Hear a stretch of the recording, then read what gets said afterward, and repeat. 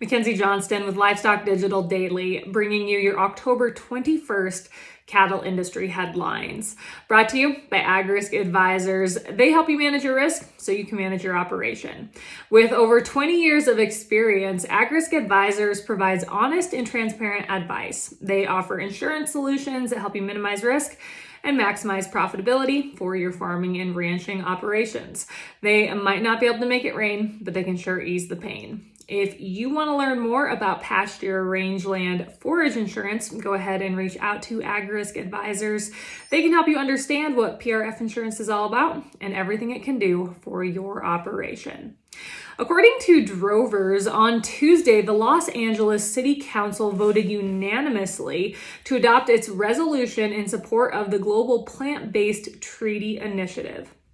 Pending approval by the mayor, which of course that will happen, LA will become the world's largest city to endorse the treaty. The plant-based treaty is built on three core principles. First off, no ecosystem degradation or deforestation should occur due to animal agriculture. Secondly, the treaty supports an active transition away from animal-based food systems to plant-based systems. And finally, the treaty actively stands to restore key ecosystems, particularly forests, and it also stands to rewild landscapes. The main goal of the treaty is to halt expansion of animal agriculture and promote a shift towards plant-based diets.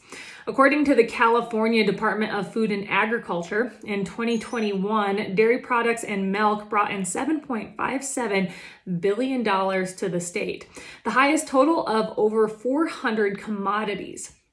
California is home to the country's largest dairy industry, with 1,400 dairies totaling approximately 1.7 million cows. Beef cows in the state total 5.2 million head and bring in $3.11 billion in revenue.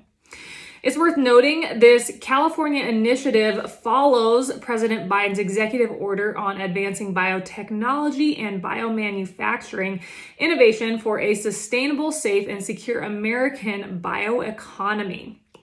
This executive order, which was signed here a few months ago, essentially endorsed the production of plant-based protein over traditional protein. Furthermore, the initiative comes just weeks after California's Prop 12 case that is aiming to ban the sale of pork within the state unless pregnant pigs are allowed at least 24 square feet of space and the ability to stand up and turn around in their pens. It is clear that the push against livestock production and animal-based food products is becoming ever so more apparent. This update is also sponsored by Circle 5 Cow School. If you want to learn how to preg check your own cows or start AIing, Circle 5 Cow School is definitely the way to go. Here on November 4th and 5th, they're going to be hosting a school down in Dresden, Kansas. If you're in that area, I encourage you to check it out. And if you just want to check out their schedule, head on over to their website, circle5cowschool.com. That is the number 5 in there. Or you can go ahead and just give them a follow on Facebook.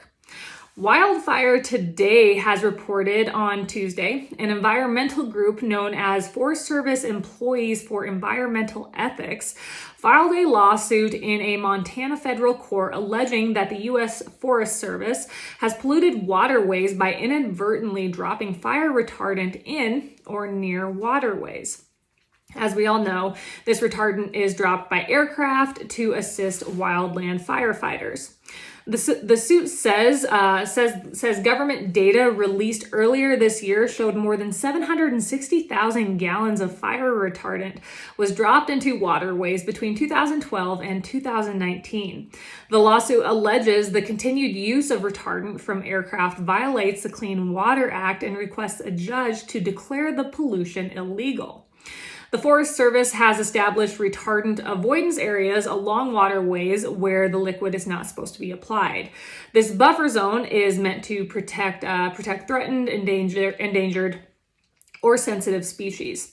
When these areas were first established back in 2011, it resulted in approximately 30% of U.S. Forest Service lands being off limits for retardants while fighting fire.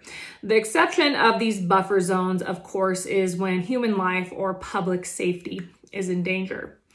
Back in 2012, the environmental group criticized the use of air tankers on fires, claiming that it is immoral. They argued that aerial firefighting is too dangerous and ineffective, and retardant does not save homes. Proper construction and landscaping saves homes instead. Our final sponsor for this update is the United States Cattlemen's Association, USCA. They're going to be hosting their 15th annual meeting this December 8th through the 10th down in Nashville, Tennessee.